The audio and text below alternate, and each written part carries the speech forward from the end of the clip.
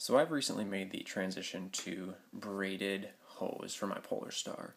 The main reason is just the incredible flexibility of it.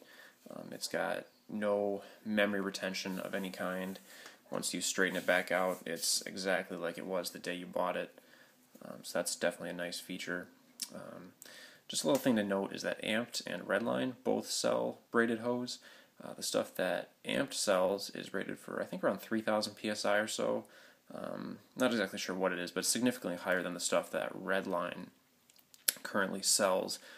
The downfall to that is that the inner diameter of Amped's hose is significantly smaller than that of Redline's. I believe Redline's is actually even a little bit larger inside than your standard macro line that you've probably been using up until now.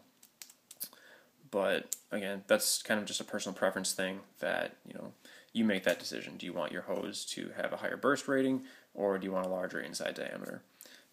Both of them will come with QD fittings like this, and you also have to update your air regulator to accept the QD fittings, because what happens is this male end goes into your regulator. So the regulator has a female end just like this coming out of it. So here's your reg, female end. The male end of the hose goes into the female, and then the female that is on the other end of the hose goes into the male that's on your gun. So just overall a much nicer setup for connecting and disconnecting your gun, and then the line from the tank itself. Because what you can do is you can just pop it right out of the regulator and then remove the tank and reg from your setup, go refill it, adjust it, do whatever you need to do, and then you don't have to disconnect the line. I know a lot of us run pretty intricate weave setups where this is just wound into our gear just a crazy amount, and undoing that can be a pain.